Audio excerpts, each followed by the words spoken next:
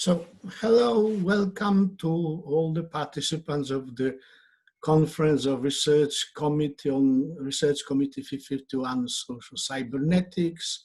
Welcome to my good friends and colleagues from the committee. Welcome to all the participants of this conference. Since we have a very limited time, so I only wanted to show you my presentation with very brief comments. So let me just start to share my screen.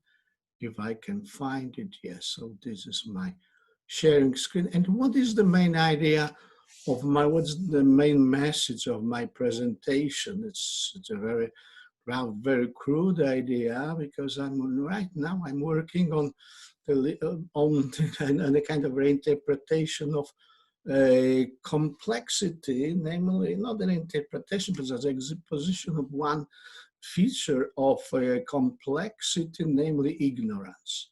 Complexity and ignorance in information society. So this is an important element for me. So let me just go further.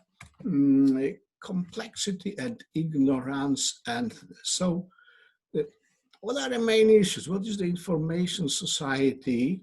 There are plenty of slogans, plenty of buzzwords concerning information society, but one of the main features of information society are main features of information society are that the social majority of large part or the dominant part of social activities have been moved to symbolic sphere, business, money, and so on. The world is becoming kind of big spectacle, big theater. Secondly, what is also important that the tangible, the human activities has been decoupled from the tangible aspects, from the physical aspects. It leads to very deep consequences concerning, for instance, rationality, possibility of prediction, etc., etc. And in consequence, we can observe an increasing role of interpretative approaches in social sciences, but not only intersubject. It is expressed in intersubjectivity, social constructs, simulacra, etc., etc. I'm not going to explain everything, but what is important here, that we claim that something is complex. We admit that we don't know something, we declare our ignorance.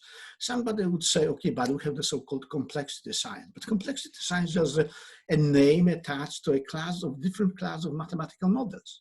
So this complexity science. So also we would claim that we don't know something about about a phenomenon which we could describe in mathematical terms. So we also declare our ignorance. So in this case, we have many challenges: how to define complexity, how to define knowledge. It's quite important because we don't know, we don't have a good, we'll never have a good definition of knowledge, but nonetheless, when we declare that we are ignorant, so we have to know something more about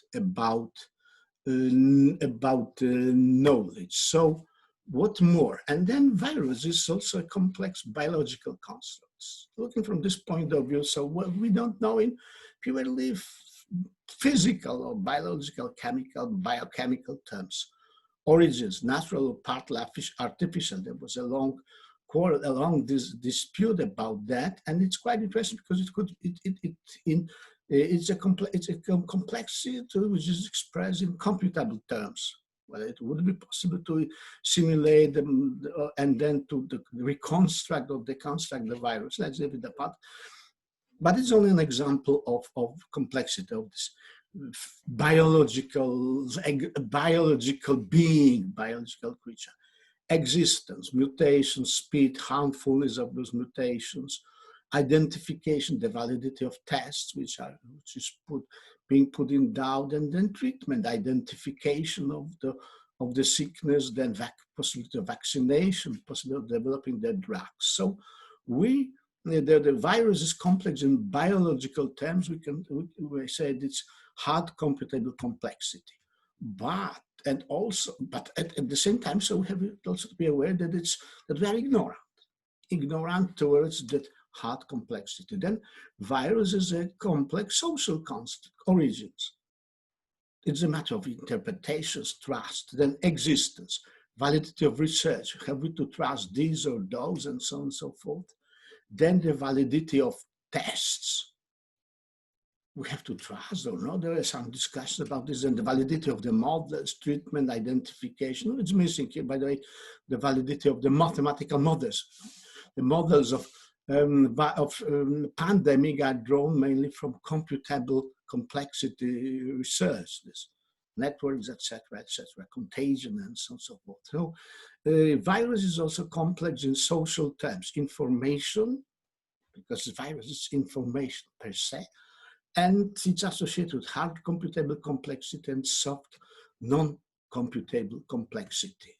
And then virus in information society is a new symptom of complexity of information society. Two complex information systems are just colliding or interfering or being immersed.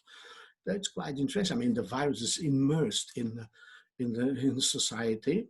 Then they are both a social construct, society and virus, in a way. So what are the negative consequences of this? Misinterpretations, political conflicts. Then what is also important to underline is one of major present and future security threats. And it was already expressed by Bill Gates during his famous TED show, when he tried to persuade the audience that the future threats are associated mainly with the pandemics. And what are the questions for governance and for social cybernetics? It's complex. That means that we are ignorant. Then we have to think, what is knowledge in this case? What we know? We know that we do not know. We do not know that we do not know. And then other questions. Why we do not know that we do not know in reference to virus and society. Then we can see here multiple challenges for hard computable complexity, and also challenges for qualitative non-computable complexity.